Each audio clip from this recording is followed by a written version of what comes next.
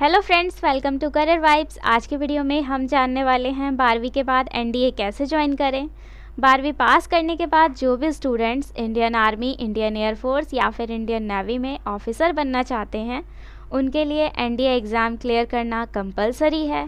और कोई भी एग्ज़ाम क्लियर करने के लिए सबसे पहले आपको उसके बारे में नॉलेज होनी चाहिए, उसकी एलिजिबिलिटी, एग्ज़ाम पैटर्न, सिलेबस आदि चीज़ों के बारे में आपको पता होना चाहिए। तो चलिए जानते हैं एनडीए क्या है और 12वीं के बाद एनडीए कैसे ज्वाइन करें। एनडीए की फुल फॉर्म है नेशनल डिफेंस एकेडमी, जो कि एक नेशनल लेवल का एग्ज़ाम है और यूपीएससी के द्वारा ये एग्ज़ाम एक साल में 2 बार कंडक्ट कराया जाता है।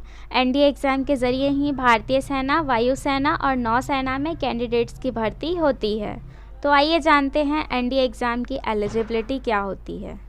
First of all, NDA exam देने के लिए आपको अनमैरिड होना ज़रूरी है।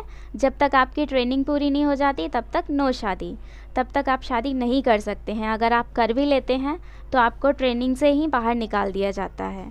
जो कैंडिडेट्स इंडियन आर्मी को ज्वाइन करना चाहते हैं उन्हें 12th पास होना ज़रूरी है किसी भी सब्जेक्ट से और किसी भी मान्यता प्राप्त बोर्ड से।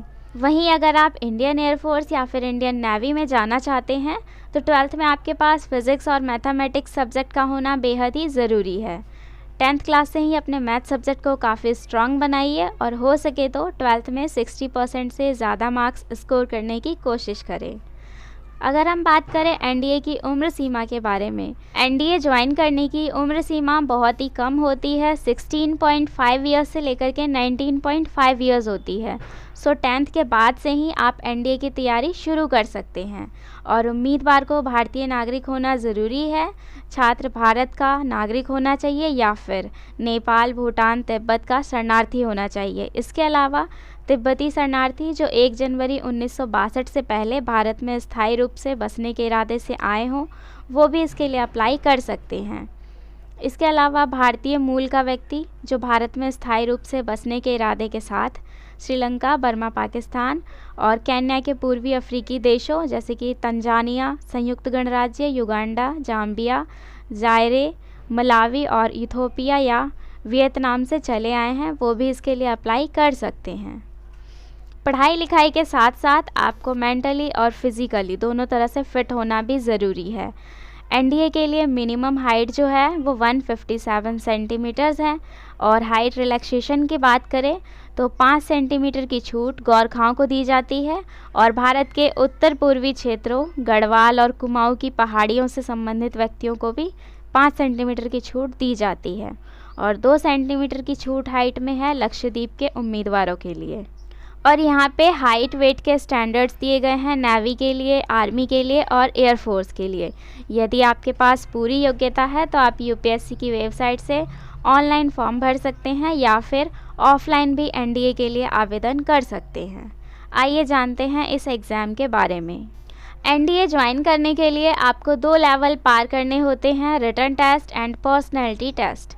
रिटन टेस्ट आपका यूपीएससी के द्वारा लिया जाता है और पर्सनैलिटी टेस्ट एसएसबी यानी कि सर्विस सिलेक्शन बोर्ड के द्वारा होता है।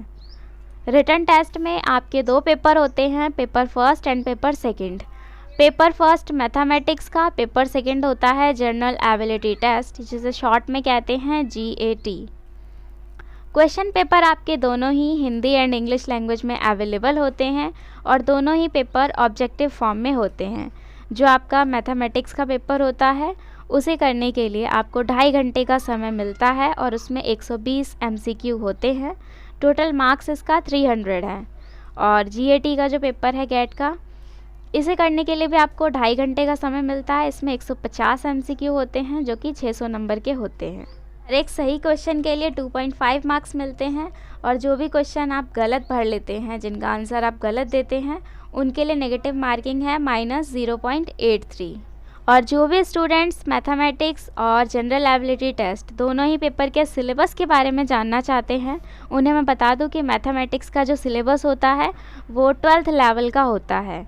यहाँ पर आप सिलेबस देख सकते हैं, algebra, vector algebra, probability, statistics, matrix and determinants, trigonometry, differential calculus, integral calculus and differential equation, analytical geometry of 2 and 3 dimensions. ये सब हमने 12th क्लास में पढ़ा होता है।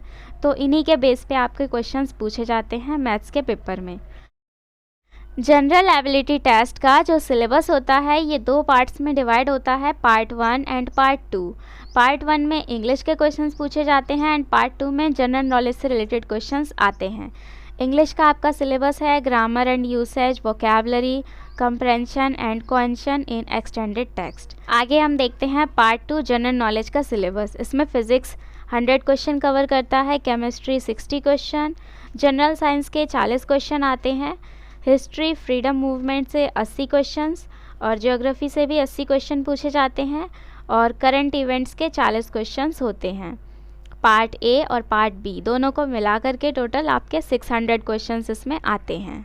यूपीएससी का रिटन एग्ज़ाम क्लियर करना ही काफ़ी नहीं होता, एनडीए ज्वाइन करने के लिए आपको एसएसबी इंटरव्यू भी क्रैक करना होता है।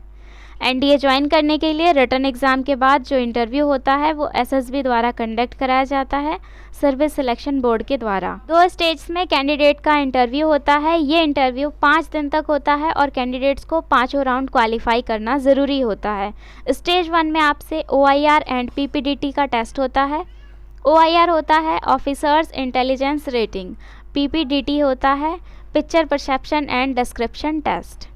स्टेज 2 में आपका ग्रुप टेस्टिंग ऑफिसर्स टेस्ट होता है, पर्सनल इंटरव्यू होता है और कॉन्फ्रेंस भी स्टेज 2 में ही शामिल होता है। स्टेज 2 के जितने भी टेस्ट हैं ये सभी पूरे 4 दिन तक चलते हैं, तो टोटल आपका एसएसबी का इंटरव्यू 5 दिनों तक चलता है जो कि 900 मार्क्स का होता है। इंटरव्यू के दोनों स्टेजेस क्लियर करने के बाद जो भी पोस्ट आपने सिलेक्ट किया है उसकी ट्रेनिंग के लिए भेजा जाता है आपको, और ये ट्रेनिंग भी आपको पास करनी होगी तभी आप एनडीए ज्वाइन कर पाएंगे। तो इस तरह से इंडियन आर्मी, इंडियन नेवी और इंडियन एयरफोर्स में कैंडिडेट्स की भर्ती होती है। तो आज की वीडियो में हमने जाना how to join NDA after 12th। तो ये वीडियो अगर आपको ज़रा भी हेल्पफुल लगी हो तो वीडियो को लाइक और चैनल को सब्सक्राइब ज़रूर कीजिएगा। Thank you so much for watching this video.